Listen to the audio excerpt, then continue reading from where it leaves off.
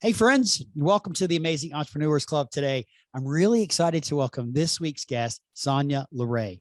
Now, Sonya is a fashion psychologist, a leadership and relationship counselor, an educator, and one of the most dynamic motivational speakers you're ever going to hear talk, as well as a sought after consultant for many high ranking clients who seek her out for her wisdom and her straightforward advice and ways of getting them to reach all facets of success in their personal and their professional life. Welcome, Sonya. It's great to see you. Good to see you too, Sid. Thank you. So I'm really excited about this conversation. And I know I gave a little bit of a intro of you, but please tell our listeners who you are and what you do. Well, my name is Sonya LaRae, and I am a lifestyle relationship counselor, fashion psychologist, educator, and motivational speaker. And I have the great opportunity of hosting a dynamic podcast, Whispers in a Bottle, Grown Talk Cocktail Fridays, live every Friday at 3 p.m. Eastern Standard. Okay, so I have lots of questions for you, but let's talk about the podcast for just a quick second. Okay. Live. Where do you broadcast live? I literally broadcast. Currently, I'm broadcasting out of my home studio. Right.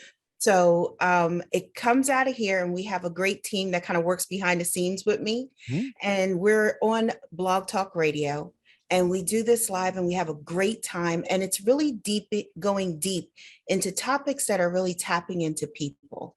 So as a lifestyle relationship counselor and fashion psychologist, I birth topics like this week, we're going to be talking about self-care, the importance of it, and why we need to invest in it. And then on top of it, I launched a fabulous program for it to have a vision board. Oh, that nice. You create a vision board for 2022 and beyond that helps you keep your self-care on track. Ooh, I love that. That is so very important. I love the vision first. I think that's so important, having a vision board, but tying it into the importance of self-care and long-term self-care. That's fabulous. So it's on Fridays. It's in the afternoon, right? Like 3:30, I think, in the afternoon. Is that right? 3 p.m. Eastern Standard Time. Because it's like I say, it's always it's drink 30 somewhere in the world. I love that. I absolutely love that. So how do people get to Blog Talk Radio? Is that like on the website? Just go to Blog Talk Radio and it'll come up, or is it YouTube channel? Right. So if you go to www.blogtalkradio.com/whispers in a bottle, they'll be able to connect and follow. And then on top of it, they can listen to us on any of their favorite streaming sites that they go to. Okay, great. So you do it live, and we'll drop the link in the show notes. Everybody can link directly to, and then you also republish it as an audio only, so people can listen to it on Apple or Spotify or Buzz or any of those platforms. Whatever, exactly. There's like 50 of them today. So exactly. So pick one.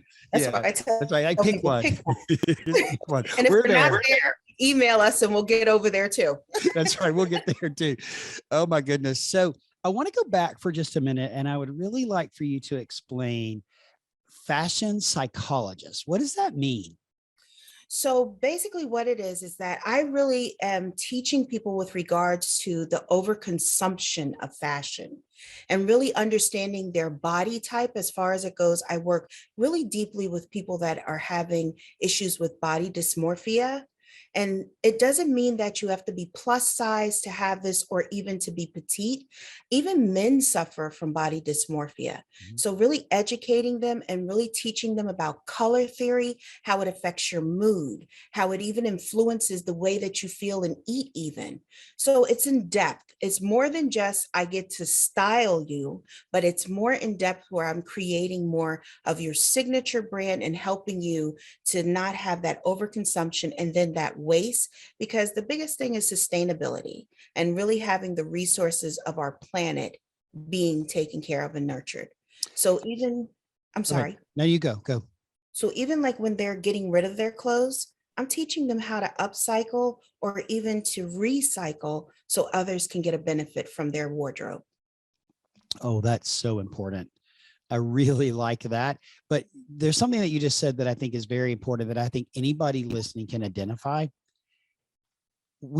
There's a way that we feel when we're dressed in a way that we know that we look good, that we there's just a direct correlation to our attitude, our confidence level when we're dressed in a certain way that we just like, you stand there, you're like, gosh, this looks really good. And it just makes you feel really good. So you're helping tie all that together.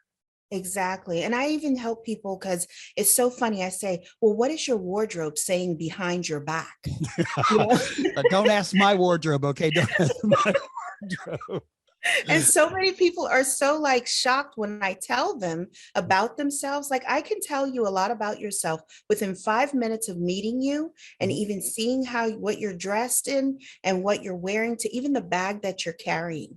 And it tells me a lot about you. And people are so stunned when I start telling them about themselves. Okay. So I'm not sure I want you to answer this question, but um, my favorite color is blue. My wife tells me all the time, don't buy another blue shirt, Sid. And because everything I have, like the one I have on now, it's got blue.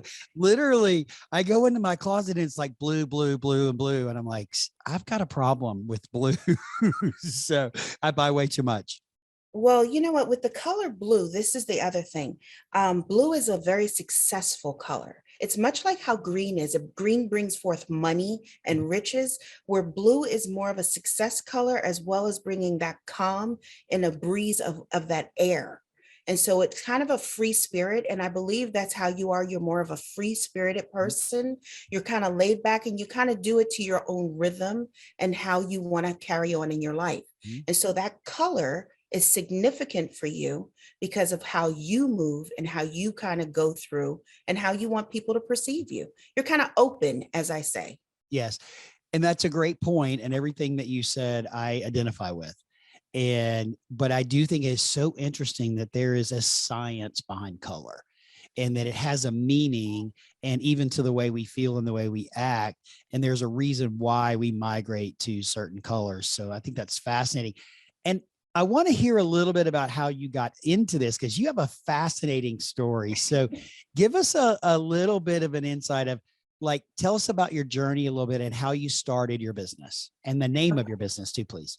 So my company is LaPaz Image Consultants, and LaPaz in Spanish means the peace, which is so apropos for what I do.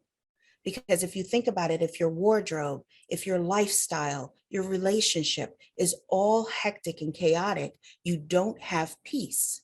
And so in turn, La Paz is just that. And it's where everything is fabulous. So we're a full service luxury agency. We tap into you from the inside out, or if you rather do it from the outside in, we got you covered. You know, Either direction, you're good, right? either way, we got you covered. That's great. So I started my company in 1999 when I was just literally 18 years old. And I was in college and I was in medical school. And so my mom, she was my business manager. But, I'll tell you, Sid, I house a special gift. I'm a spinto coloratura and I sing, I'm classically trained. And my love is music. Mhm. And so when I was, going through school and all, every so often you get an open mic opportunity and someone goes, go sing. And you're like, oh, okay, and you go do this. And so one night I was out with my family and that same situation happened. And my mom says, go sing. And I'm like, no. And they said, go sing. And the guy goes, yeah, if you sing tonight, you could win like $500. College student, $500. I'm like, A lot I'm of there. money. Yeah. Exactly. A lot I'm of there. money. Pick me. And so I went up and I did what I do, and they were just like so blown away that they were like, we want to introduce you to someone. And lo and behold, that led into me getting into music. And I was like, oh my goodness. So of course, I'm a little sidetracked now from what I'm doing, but I'm still in school and everything. You're in And medical school too, right? You're studying to medical school. Yeah. exactly, Okay. because I'm going through and all. And then my mom says to me, she decides because she says, I want people to take you serious. I want them to know that you're invested in your career as becoming a counselor for lifestyle and relationship. So until you finish school, let's get you certified. And I was like, are you serious? I'm in school. I don't need that. She's like, no. She said, because if you want to start working with people, you need to have a little background so people will take you serious and you're young on top of it. The best thing I ever did. But meantime, I'm still in music. So I'm really taking off. My career is just exploding quicker than we ever thought. I had the greatest opportunity to open for a well-named artist. And the night before, I really started really not feeling well at all. I had such a severe pain. On a scale of 1 to 10, it was a 50. Wow. And my head, if I could like just cut the top half of my head off so my brain could expand, I felt like that would be great. But Mhm. I didn't say anything because I didn't want to panic anyone. And I thought like it's just, and so I said to my mom, I said, my head is killing me. Everything is just hurting. And she was like, you're probably just anxious. She said, it's a huge thing that you're walking into. This is your first stadium. So you're probably a little nervous. Let's get through today, rest, call your doctor, and we'll see what happens. Call my doctor. He says, oh yeah, you should come to the hospital. Think to myself, are you serious? Do you know what I have going on? I Mhm. didn't even bother with it. I Mhm. went to the venue the next day, and lo and behold, my show went off. I sang, I'm doing everything, but I'm feeling horrible. I mean, horrible. Yeah. My life changed in 2.3 seconds, in all honesty. Said, I came off the stage, I thanked everybody, and I was like so grateful to walk off. And in music, and there's a called a side cage. When you come off the stage, you're just past where the audience can't see you any longer. Right. But just as I got to that point, I collapsed. And they ended up rushing me to the hospital. And my mom, of course, she's at the venue because there's a lot that managers have to take care of. So my road manager and my assistant was there with me Mhm. at the hospital, and I was not conscious. Oh And my. they call her and tell her that I need to have a procedure, which is a lumbar puncture, which is a spinal tap. Mhm. And she's like, whatever you need to do, just save my daughter, just everything hopefully will be fine. So ends up that this is where kind of everything changes, I So guess. before you You know. finish the story, I want to ask, so you're singing and you're a fabulous singer. I mean, you can sing 6.5 octaves. That's Yeah. like I mean, I have a little bit of a music background. That's like a huge range. And so you're living your dream. You're in school, you're living your dream. You've been signed to this label, you're singing, you're on stage and like really stepping in. And then, but at this point, you weren't really an entrepreneur, right? You hadn't really started your business yet. Well, I did. I had started it, but I wasn't really working in Got it. it. Okay. Okay. So It was I was there. really, it was there and Yeah. it was really formed. And my best friend, who is really my creative director to this day, Mhm. he really kind of bought into my dream quicker than I did.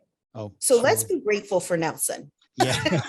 Thank you, Nelson. Right. But that's also something I think is really important is sometimes that people around us believe in us more than we believe in ourselves.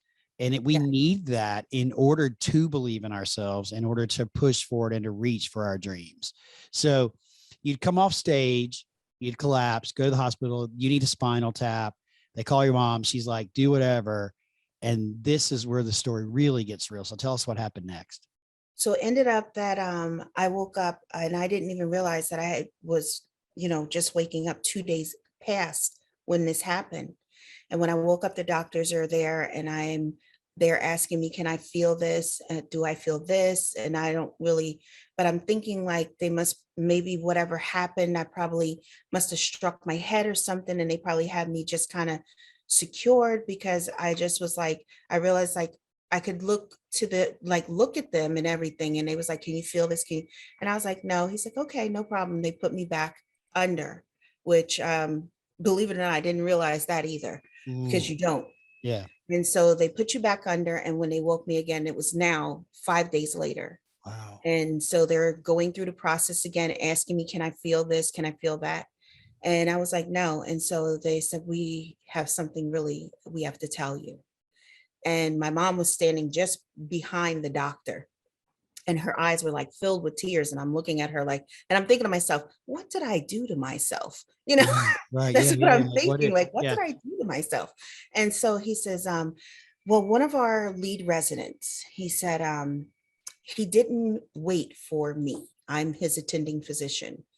And when he did your lumbar puncture, unfortunately, he entered incorrectly and you're paralyzed. He paralyzed you. Oh my goodness. And I was like, excuse me? And he was like, yes. And I was like, okay, so, well, what are we going to do to fix it? How are we going to fix it? And my mom and the doctor both looked at me and they said, no, do you realize what we're telling you? And I said, yes, I realize what you're saying to me, but how are we going to fix it? And he was like, I don't know. I don't really know if he said, at this point, I really can't tell you. And so from that point, I didn't even realize that I just wasn't paralyzed. I was a quadriplegic. Mm. I was paralyzed from my head to my toes. Wow. And it didn't register until I realized I could not turn my head. Like if he walked to the right side of the bed, I couldn't just turn my head and look at him. And I was like, oh, wait a minute. I said, so I just can't move. He says, correct. That's what paralyzation is. And I was like, well, in my mind, I'm thinking like, I know that, but Thanks, Doc. I know no. that, but you're still trying to come to terms with it all, what it means and everything. Yeah, but I think in that split second, it was like, oh, well, wait a minute. I can't move from head to toe. Like, it's not just like one area. And so then I said to him, I said, well, okay. So my mom says, you realize this has changed everything, And I was like, yeah, but I said, what are we going to do? So they literally get you kind of where they can stabilize you. Because when this happens, you have a lot of pain because the nerves that are severed, different things. And so really your hair even feels like it's alive. Right. So you are just in a lot of pain. So they have to try to control that. And so they that's when I moved into a rehab center that I was living there. And I was there for about 8 months. And I went to my appointment in neurology and he stuck me in the arm. And I was like, wait a minute, that hurt, and they have you with your eyes closed. And I said, ouch, and he was like, wait a minute. And he stuck me again. And I was like, ow. He was like, wait a minute, did you feel that? I was like, well, I said ow. Like, dude, I'm saying it for a reason. I'm like, hello, and he's like, but he kept doing it, Mhm. and each time he did it, it was like a little bit more of a pain. And Mhm. I was like, seriously, you have got to stop this, and he was like, Sonya, you're feeling this. And it registered right then and there, like, oh my goodness. Mhm. Well, needless to say, within that time span, coming into like my first year, I started to regain mobility in the top half of my body. That's And fantastic. I was like so excited and everything. And I was like, you guys, I'm gonna walk again. And they were like, oh, okay. Needless to say, it took me 5.5 years to get out of the wheelchair. Wow. But Sid, I will tell you this, I wouldn't change anything because beforehand, I was like this young, kind of cocky, I got this great talent in me. I was kind of like a little jerk. And We might all have those tendencies from time to time. exactly. But it made me more compassionate. It made me more caring, and it developed me into this better person that I am, a great listener, someone who can work with you and be very in touch and in Mhm. tune with your feelings and emotions. Right. Where, say, if I did this before and I was young like that and I came into my career, I don't necessarily know if I would be as good as at it as I am now Mhm. because of that factor. So while this was all happening, you weren't working. I mean, your business was there. The singing career had stopped. You were focused on your recovery and a huge determination that you exhibited. So when you got out and you started having the mobility and able to move around and stuff, what did you do? Did you go right back to LaPaz and say, okay, let's get this thing going?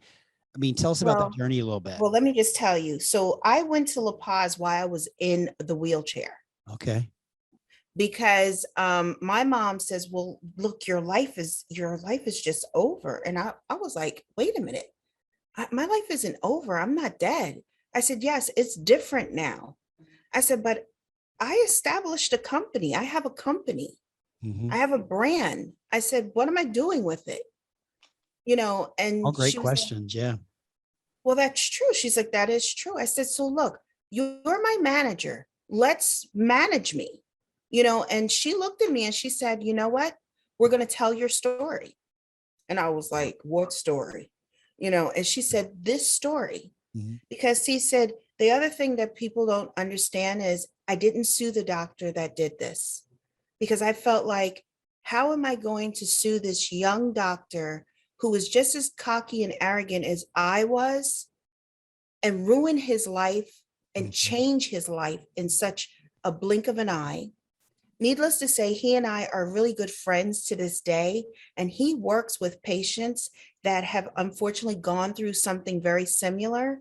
And now he is into rehab medicine of trying to get them back on the pathway of walking or living their best life as a person who is wheelchair bound. Mhm. And So so, what's interesting, and I really appreciate you sharing that, because I think most people, whether it's right, wrong, or indifferent, when we hear a story of malpractice, of something gone wrong by a doctor, the first thing people think is, oh, well, they got a payday, they sued him, and the hospital paid up, the malpractice insurance paid up. But you made a choice that said, I'm not going to do this. I'm not going to impact his life. And now through all of this, you guys are still connected, you're friends. And I think that's a testament to your character and to who you are. And I also think it's a testament to the power of choice, because we all have choices that we make each and every day in our life. And I think it's the power of making the right choice. yeah, And you just said something too. I was trying to see if I could find it really quickly. I'd written it down because it was something that I said in an interview. And after I said it, I was like, that was actually really good. You know how you have those moments where you say something and so I actually went and listened to the interview, and then I typed it up as I was saying it because I wanted to remember it. I can't find where I put it. You know how you do though? You put something somewhere where you're going to remember it. But yes, it was a quote that I said something along the lines of, and this is direct correlation to something you just said, which was, our journey is part of the fabric of who we are, but it does not define us, does yeah, not define who we are, but it is part of us and will always be part of us. And your journey, especially that of determination and willpower and commitment to heal and to get better and to make those statements, I will walk again, and look at you now, yeah, that journey will always be part of you. it really is. And you know what? Um, it's something that I so have respect for. And because you never know, because I do still have a major injury. Mhm. Um, Sometimes I can even have, I've suffered some setbacks sometimes. I even was back in my wheelchair for a little bit. And having to learn how to walk again, Mhm.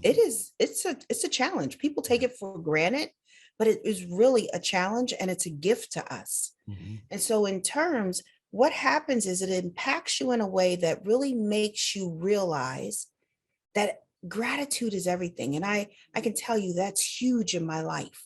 Mhm. And so I'm grateful for every day, but I'm grateful for my company because LaPaz has been like a great best friend, lover, confidant, jokester, a little bit of everything for me. The chair Yeah, plays tricks you on you me. said everything but the negative side of it. Like, it's also the devil, it works me too hard and all those things, You because there's know? both the good and the bad with it. So you said to mom, manage me, let's go. And now all these years later, you have multiple locations. You're impacting thousands of people around the world with what you do. So tell us a little bit about the success that you've had with in the most recent years with the two. I love the two offices because one of them is in a really cool place too. So Yes. So the other one is in Paris, which is awesome, and I love it. And we have been there now for, I want to say this is our 10th anniversary coming up over there.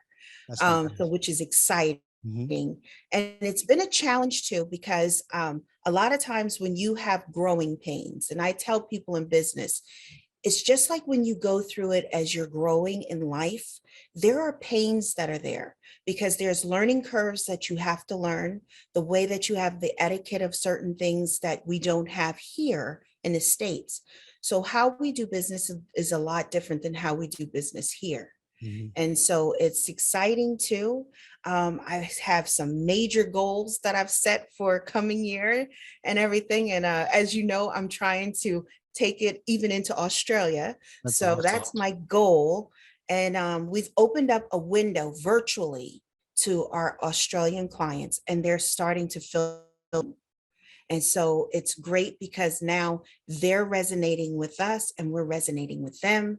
And it's a challenge that, Sid, I'm going to tell you, apparently my parents never told me know or not to dream. Okay, I'm gonna just tell you that because I am the biggest dreamer and the person who, like, I will put something huge on my vision board or on my whiteboard, like in my studio, in my office, it's a huge whiteboard. I'll put it up there and everybody will look at it and be like, oh my goodness. And then I'm like, we're going to do it, because I just feel like if I can dream it, I can do it and accomplish it. And I will say that possibility is available to every entrepreneur, every business owner, but but you have to believe in it. And I have another quote that I say about this is let the fear push you, meaning the fear of failure, the fear of not being successful, the fear of not creating what you want. Let the fear push you until the vision pulls you. And your vision is pulling you to creating major impact in the world and opening a virtual and soon to be physical location. And I'll go down there for you. I'll go down there. I love Australia. I've been once and I would go again.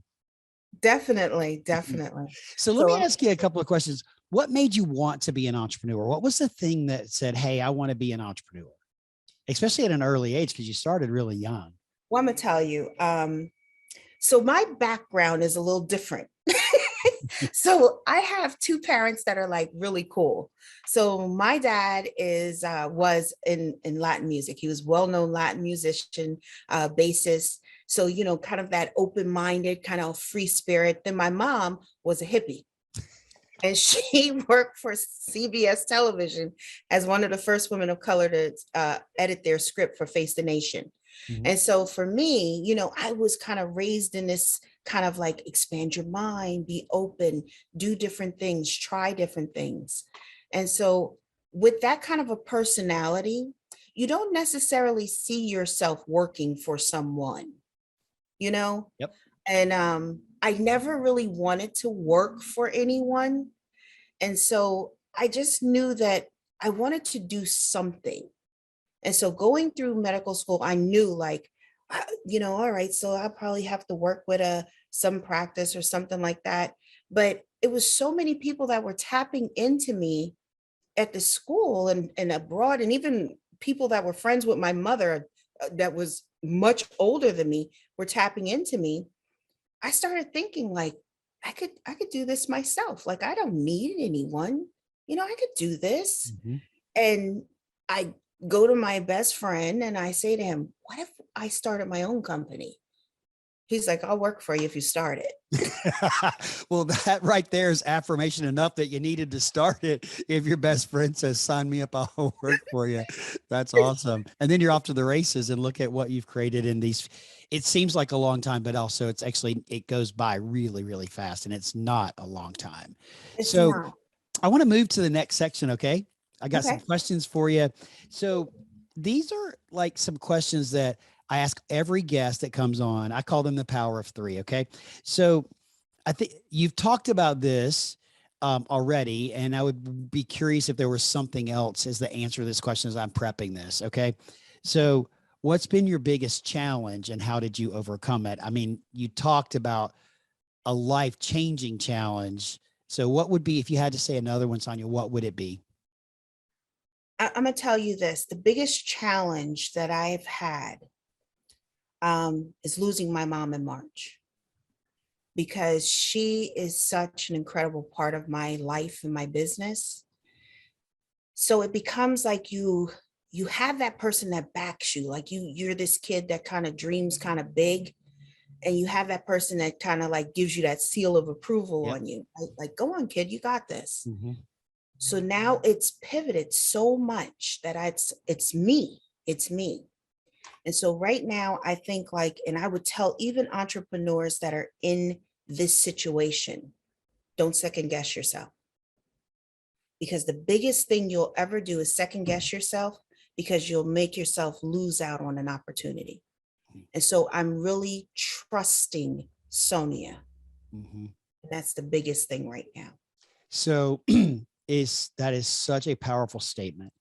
You lost your biggest supporter. Someone had been with you from the very, very beginning. And the way you overcame that is by saying, trust me. I got to trust me to go and do the thing, and trusting yourself is propelling you even further. But yet you've got the spirit of her right there with you every step of the way, continuing in her own way to push you and to help encourage and support you. Because it's something that we all need, that encouragement and that support. It is, it's true. Yeah. And so plus you have that in the back of your mind, like if you're not doing, because my mom is a big person of like, if you're going to show up, you better show up and show out. Love And that. so I literally have that as a sign in my office. I went and got it made because that is what she always would say to me. Now, listen, if you're going to show up, you got to show up and show out. She said, you might be my daughter, but you're my client. And I expect you to really show up. Such a great message. And I think that echoes something too, that from an entrepreneurial perspective, the biggest mistake that we can make, one of the biggest mistakes we can make, is not trying. Yes. It's not trying that something new.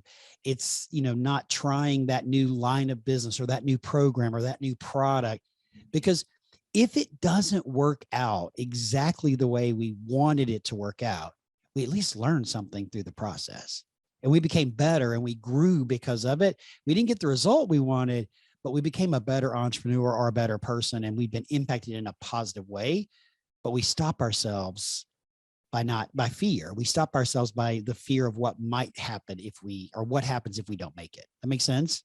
Yes, because that's the thing in everyone's brain. It's that trigger in there. And so what happens is immediately you want to protect yourself, because that's the point. The brain it will deter you in a minute if it gets afraid, because it's like, oh, wait a minute, hold on a second, I'm not sure here. And it will make you stop. But I tell everyone that you got to start running even faster towards that cliff, because you want to make sure that when you leap off that cliff, you leap out far enough that you never hit the side. And trust me, as you're free falling, because you're going to free fall for a minute, you just have to start to locate that ripcord so that parachute can open. That's right. And once you stop panicking, you realize it's right there, and you pull it and you soar. So I think everybody listening right this very moment understands exactly the way that I understand why you are such a powerful motivational speaker. That is just beautiful what you just said. And I've got the descriptor. I mean, I could see the visual of it. And I understand why you're such beside your story, just even sharing that, it tells me why you're such a sought after motivational speaker. That was pretty awesome. Thank you. Thank you so much. I appreciate it. All right. So question number 2. Okay. What do you believe are the 3 qualities of a successful entrepreneur? Determination, not willing to just take everybody's suggestion, that you really start tapping into your resource.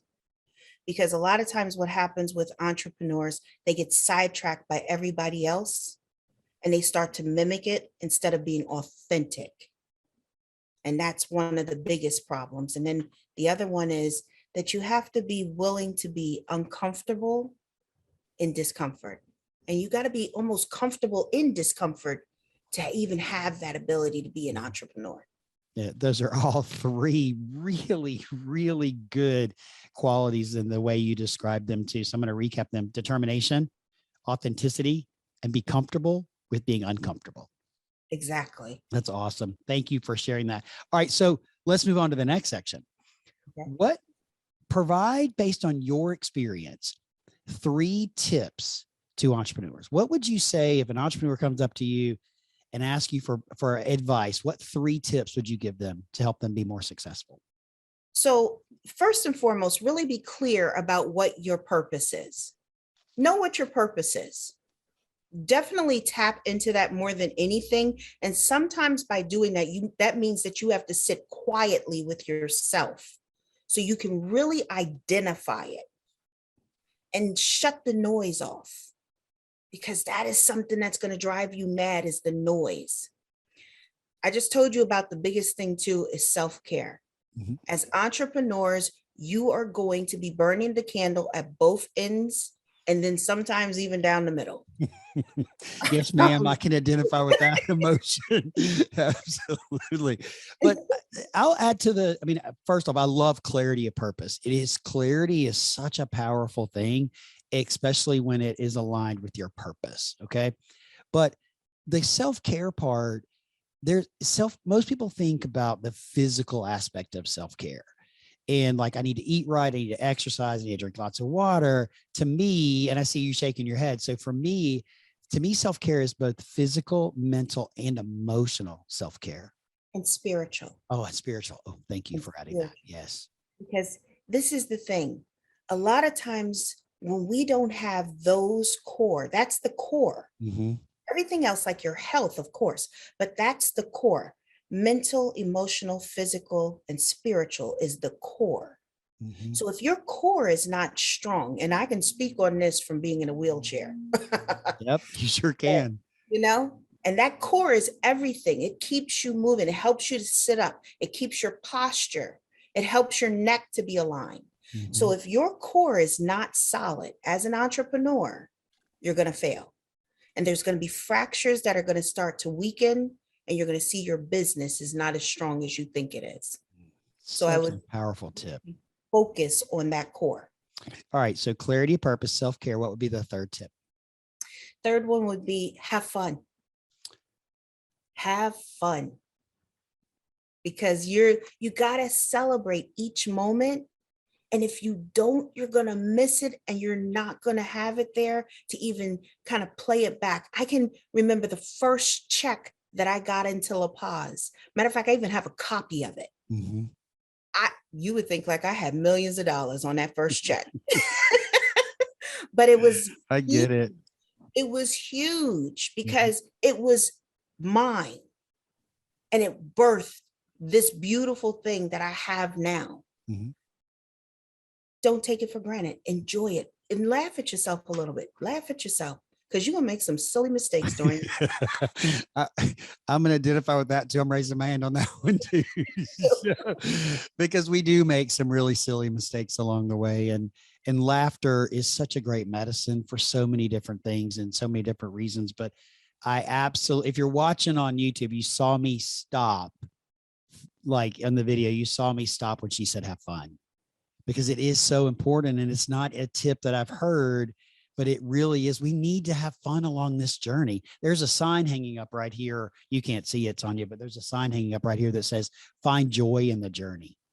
Yes. And that's about having fun. Let's have fun. If we're going to work our butts off. We're going to work, all these hours, all these long days. Let's have fun doing it. Let's really enjoy what it is that we're doing. And plus, on top of it, there are sacrifices that you make as an entrepreneur in your life. And so if you don't capture those moments, everything that you kind of shifted, or people who have helped you to shift or taken a back seat, you miss on those dynamic qualities in that moment. And once you lose a moment, that's it. You never can get it back. That's right. You can't get it back. You can't get it back. So I could keep this conversation going for at least another 30 minutes, because you are fascinating to talk to. The story, the information, the insights that you're sharing from your experience. I hope everybody is getting as much value out of it as I'm getting out of it. But it's time to have some fun. Since we just talked about having fun, it's time to have some fun. You ready? Yes. Am I ever? So I don't know if you can hear me shuffling, but I have a deck of cards that have random questions on it. So I want you to pick a number from 1 to 10, and I'm just going to randomly pick the card based on that number from 1 to 10. Let's do 8. Okay. 3, 4, 5, 6, 7. I hope it's a good question. I hope so too. Okay. This is a really good question. What is the nicest thing that a stranger has ever done for you? Oh my goodness. This just happened yesterday. Oh, so very relevant, very recent. Awesome. Very relevant. So I literally went to the market, and I was in there, and I'm putting all my groceries and everything. And I admired something in the cart in front of me. And so lo and behold, everything, the lady and the person, he's kind of standing off to the side a little bit. And so she finished everything. And I take out my credit card to go and pay for it. She goes, oh no, the gentleman just had me added with his, and he's taking care of everything. I was like, oh no, you don't have to do. He's like, no, it's my pleasure. He said, look, 'tis the season to like pay it forward. Mhm. And I thought that was so kind, That is and awesome. so caring and loving of him. And I just told him how much I appreciated him. I said, but you did not. He said, I know I didn't have to do it. Mhm. He said, but I wanted to. And he That is said, and you awesome. just were so pleasant. It was a great joy. That is awesome. So I'm involved in this. By the time this airs, it'll be over, but I'll keep doing it. But I'm involved in this Instagram Reel challenge where I'm doing 31 days of Reels with some friends of mine. And we're doing it for fun, but also to teach ourselves how to do Instagram Reels because I'd never done one until I started this challenge. So I'm learning. And I did a reel this week. This week that I gave a new definition to the word hope. Oh. And I changed it because hope is really important. We all need hope in our lives. Christopher Reeve said that with hope, all things is possible. And I do believe that, but I changed the definition of it to an acronym HOPE, which Mhm. stands for, especially this time of the year, when I think we should do it year round, is help one person every day. Oh, I love that. Help one person every day. If we can all come together and help one person every day, we can together make the world a better place. So that's my new definition. And it ties right in to what that gentleman did. Yes. I wrote that down because I love it. And I'm huge with acronyms. I love them. I really love them. It's a problem. We're going to It have an is. acronym club because it's a problem. Because I try Hello, to make an acronym out of everything. So, hello, my name is Sonia, and I'm addicted to acronyms. yes, I love that. All right, let's go to question number 2. Pick another number. Okay, number 5.